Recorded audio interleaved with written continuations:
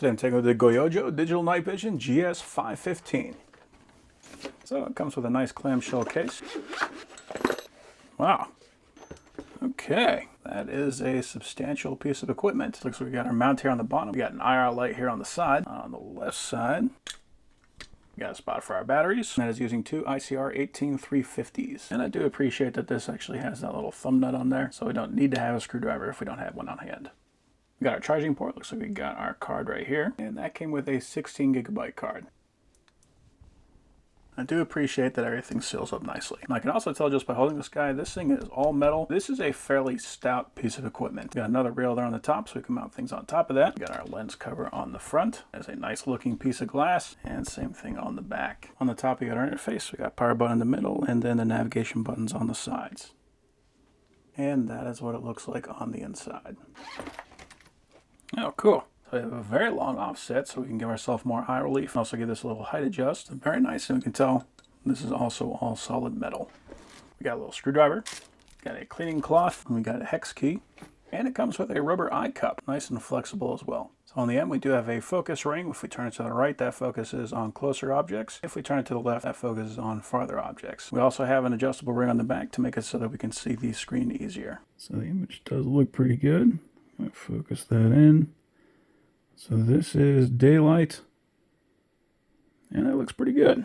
Trying to focus on something a little closer. So that is about as close as we're going to get. That is about 5 feet away. And that does actually kind of focus on it. Okay, so now we are focused on a wrench set, and that is about 7 feet away. And we can zoom in.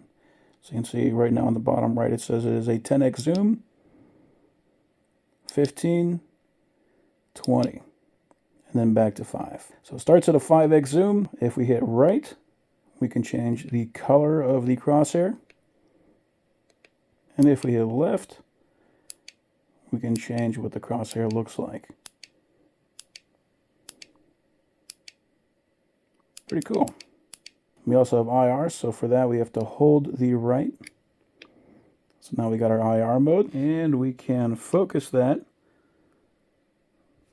And we can flood that. If we hold up, we got picture in picture. And if we hold down, we got our menu. So we can unit switch, so we can use MOA or MRAD. We can do LCD brightness, so we can make that darker or brighter.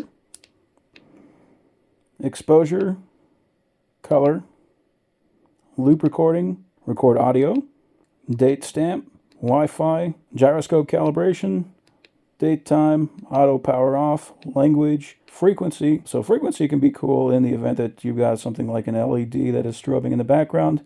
We can change that to 50 Hertz or 60 Hertz. Format the card, default settings, version, and playback for the videos. If we tap up, we can change our presets.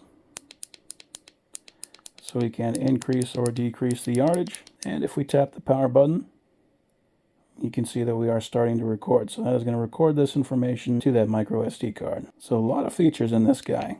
So the first thing I'm noticing about this is pretty interesting is that if you look here, you can see the lighting. So we got light here. It is really dark in the corner. Can't really see what's in there because our eyes, or I should say this camera, is adjusted for the light. So it's going to be the same thing for the eyes. I cannot see anything better than what this camera sees. In fact, the camera sees better than my eyes do right now. With the scope, we can see in there no problem. And if we go to the lighter area, it adjusts for that automatically. So we can literally see everything basically flat, which is pretty impressive.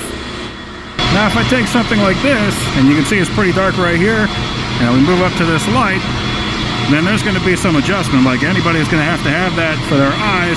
We can see in that corner, no problem. It lights it up.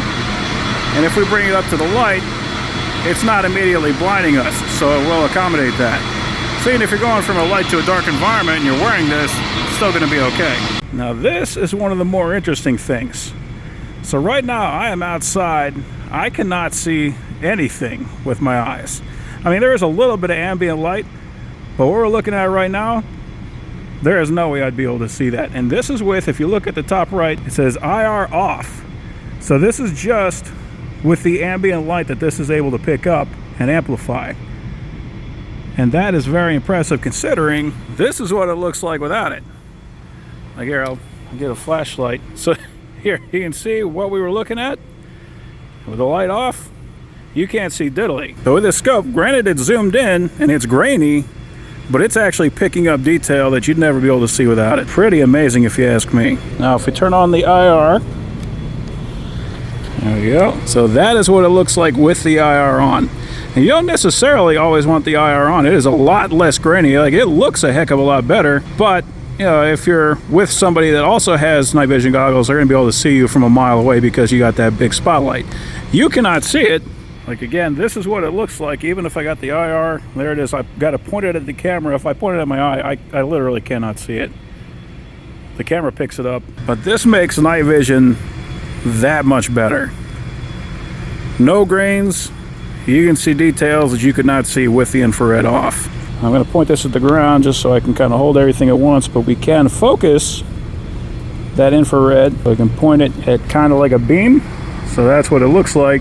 But that is going to be for if it is completely pitch black and you need to zoom in real far and you need that light to travel. So that's better. So if you need that light to travel a long distance, you can zoom that light in, essentially close the cone, and you can get that light to travel a lot further. Okay, so now we are going into a very dark room. So this is with the infrared off, and even just like this, like, I still cannot see what I'm looking at. There is no light in this room. We are sealed.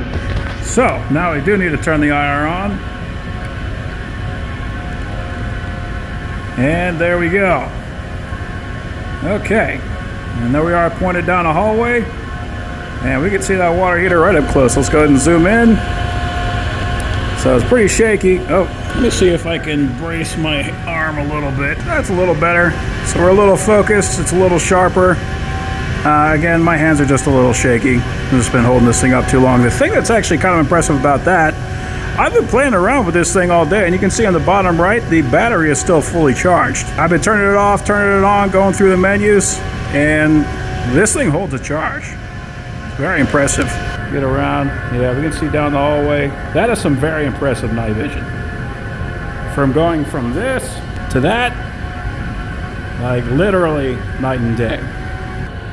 That is a very impressive scope.